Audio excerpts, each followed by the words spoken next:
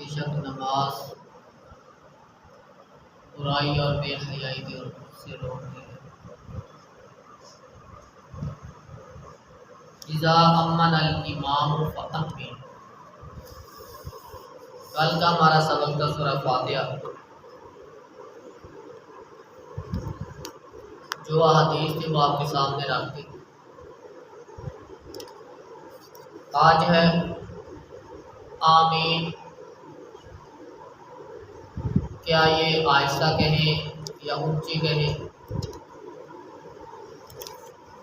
احادیث آپ کے سامنے میں نے بیان کر دی ہیں حوالہ، آپ نے خود ہی فیصلہ کر لینا۔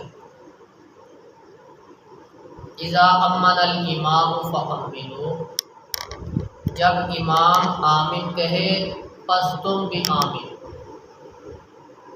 بخاری شریف حدیث نمبر 780، مسلم شریف حدیث نمبر 410۔ اذا امن الامام فامنوا فانه من وافق تأمینه تأمین الملائکہ غفر له ما تقدم من ذنبہ، جب امام آمین کہے تم بھی کہو، جس کی آمین فرشتوں کی آمین کے ساتھ مل گئی، غفر له ما تقدم من ذنبہ، اللہ رب العزت اس کے سارے پہلے گناہ معاف کر دے۔ آمین یہ اس قدر بڑا عمل ہے، اگر فرشتوں کے ساتھ آمین مل جائے پہلے سارے گناہ معاف کر دیے جائیں۔ یہ تھی اس کی آمین کی اہمیت اور فضیلت۔ سیدنا وائل بن حجر رضی اللہ تعالیٰ عنہ، وہ رسول اللہ صلی اللہ علیہ وسلم سے بیان فرماتے ہیں کہ رسول اللہ صلی اللہ علیہ وسلم نے غیر المغضوب علیہم ولا الضالین پڑھا، پھر آپ نے کہا آمین۔ میں نے سنی، میں آپ علیہ السلام کے پیچھے تھا۔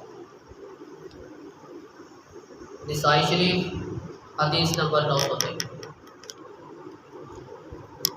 سیدنا ام الحسین وہ بیان کرتی ہیں کہ جب آپ علیہ السلام نے کہا غیر المغضوب علیہم ولا الضالین، آپ نے کہا آمین۔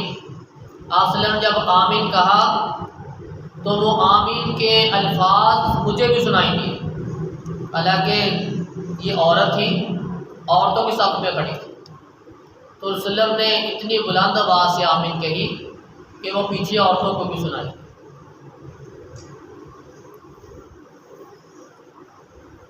مسند اسحاق بن راہویہ یہ روایت اس میں نقل کی گئی، صحیح روایت ہے۔ اب ہے صحابہ کے دور میں اس کا عمل۔ نعیم مجمر رحمہ اللہ وہ اپنے استاد ابو ہریرہ رضی اللہ عنہ سے بیان کرتے ہیں، وہ کہتے ہیں کہ میں ابو ہریرہ رضی اللہ عنہ کے پیچھے کھڑا تھا، نماز پڑھ رہا تھا، انہوں نے ولا الضالین کے بعد آمین کہا، ان کے پیچھے جتنے بھی لوگ تھے سب نے آمین کہا۔ پھر انہوں نے فرمایا اللہ کی قسم میں نے تمہیں رسول اللہ صلی اللہ علیہ وسلم والی نماز پڑھائی ہے۔ ابو ہریرہ نے آمین اونچی کہا، پچھلوں نے جتنے لوگ کھڑے تھے سب نے ہی ان کی آمین سنی اور ساتھ اونچی آواز سے آمین۔ نسائی شریف حدیث نمبر 906، ابن حبان مسند احمد وغیرہ یہ کتب حدیث میں یہ روایت موجود ہے اور صحیح۔ عطا بن رباح رحمہ اللہ تابعی ہیں، یہ بھی کہتے ہیں کہ 200 صحابہ کو میں نے دیکھا، صحابہ اکرام نماز پڑھا کرتے، جب امام ولا الضالین کہتا تو پھر ساتھ ہی آمین کہتا، لوگ سن کر امام کے پیچھے بلند آواز سے آمین کہتا۔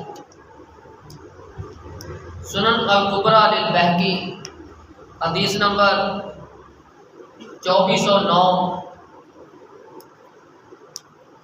ابو ہریرہ عنہ عطا بن رباح وہ 200 صحابہ کی جو عمل ہے وہ نقل کرتے ہیں کہ 200 صحابہ کو میں نے دیکھا جب امام آمین کہتا تو وہ سن کر ساتھ پیچھے بلند آواز سے آمین کہتا۔